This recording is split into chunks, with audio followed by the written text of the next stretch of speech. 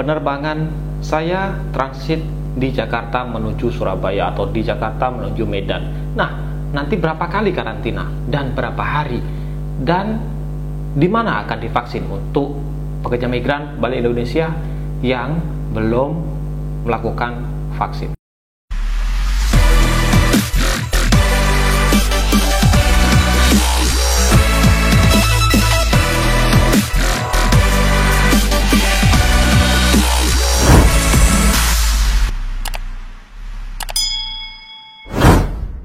Halo gengku, assalamualaikum warahmatullahi wabarakatuh. Salam sejahtera untuk kita semuanya. Salam sehat gengku.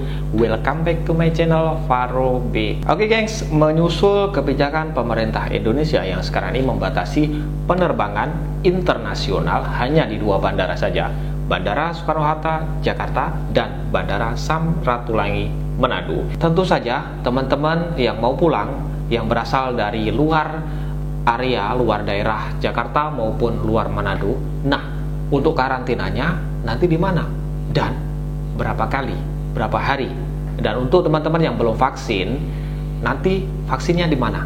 Pertanyaan ini selalu muncul teman-teman di Instagram, di DM, di Facebook, inbox, dan di sosial media saya. Nah, di video ini saya akan menjelaskan untuk proses teman-teman menyusul kebijakan pembatasan penerbangan di Indonesia. Pastinya follow juga Instagram atau fanspage kami di sini geng, Faro BMB, untuk mengetahui informasi terkini, informasi terupdate seputar pro-migran Indonesia, seputar TKI dari Malaysia kami fokuskan. Untuk teman-teman berasal dari luar daerah Jakarta maupun Manado, tentu saja harus transit. Nah, contohnya untuk teman-teman berasal dari Lombok atau berasal dari Surabaya atau berasal dari Medan, tentu saja kita harus memilih dua penerbangan atau dua tujuan, yaitu Bandara Soekarno-Hatta maupun Samratulangi Manado. Dan ada lagi dua option di pelabuhan internasional, Pelabuhan Nunukan dan Pelabuhan Batam Center. Tentu saja teman-teman harus melakukan transit, baik itu melakukan perjalanan laut, darat maupun udara. Nah, di sini saya akan menjelaskan tentang proses karantina, proses vaksinasi, dan berapa hari karantina untuk teman-teman yang akan transit melalui Bandara Soekarno-Hatta contohnya menuju ke Surabaya. Jadi untuk proses karantina ini hanya satu kali di waktu kita pertama kali tiba di Indonesia. Jadi sekali lagi, untuk proses karantina, meskipun teman-teman dari Surabaya atau berasal dari Surabaya turun di Bandara Soekarno-Hatta, jadi untuk proses karantinanya di Bandara Soekarno-Hatta atau di Wisma Pademangan Jakarta, itu pusat karantinanya. Untuk teman-teman yang berasal dari Malaysia, Brunei, Hong Kong, Taiwan, Abu Dhabi, Arab, dan lain sebagainya. Jadi untuk proses karantina teman-teman hanya satu kali proses, yaitu selama 7-8 hari.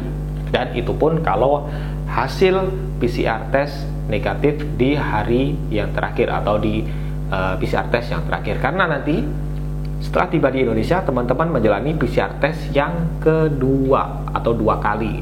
Jadi setelah tiba itu di PCR test, kemudian kalau hasilnya negatif lanjut proses karantina selama 7-8 hari. Nah, di hari kelima atau hari ke-6 teman-teman melakukan PCR test yang kedua kali. Kalau PCR test kita dinyatakan negatif, maka teman-teman bisa melanjutkan penerbangan atau perjalanan ke daerah masing-masing. Dan kalau PCR test kita dinyatakan positif, tentu saja harus mengikuti protokol tentang karantina untuk kasus positif. Jadi untuk karantinanya hanya satu kali proses, yaitu 7-8 hari. Meskipun teman-teman nanti transit ke Surabaya dan sampai Surabaya tidak perlu karantina lagi geng. Dan demikian juga untuk teman-teman yang dari Pelabuhan Batam Center, dari Batam Center kemudian habis karantina, proses karantinanya sama 7-8 hari, kemudian nanti setelah itu teman-teman melanjutkan dari Bandara Hang Nadim ke tempat atau kota tujuan masing-masing, contohnya ke Lombok atau ke Medan. Jadi sampai ke Lombok atau sampai ke Medan tidak dikarantina lagi, kita hanya proses karantina cuma satu kali setelah sampai di Indonesia. Nah, kemudian untuk vaksin geng, untuk vaksin di sana teman-teman yang belum mendapatkan vaksin di negara asal, di negara penempatan kita bekerja asal, sampai di Indonesia nanti akan diberi pilihan. Ada biasa di pusat karantina dia menyediakan juga kalau stok vaksin masih ada. Kalau stok vaksin tidak ada, nanti akan diarahkan di bandara. Setiap bandara saya rasa sekarang sudah ada stok. Kemudian kalau tidak ada lagi, nanti pastinya di daerah masing-masing. Jadi untuk vaksin itu sebenarnya untuk warga negara Indonesia atau pekerja migran Indonesia yang baru sampai di Indonesia tidak diwajibkan atau tidak diharuskan, tapi sangat disarankan untuk melakukan vaksin, baik itu nanti setelah kita tiba di Indonesia, di bandara maupun di kota asal kita, begitu geng. Oke, sedikit informasi kita hari ini, semoga bermanfaat. Tolong share juga video ini kalau bermanfaat. Jangan lupa tekan tombol loncengnya agar teman-teman tidak ketinggalan tentang informasi yang kita update di channel ini.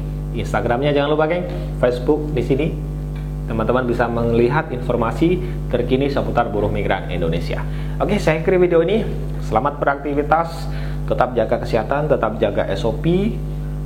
Salam sehat semuanya. Saya Faru BMI, mohon maaf kalau ada kekurangan. See you in the next vlog. Assalamualaikum warahmatullahi wabarakatuh.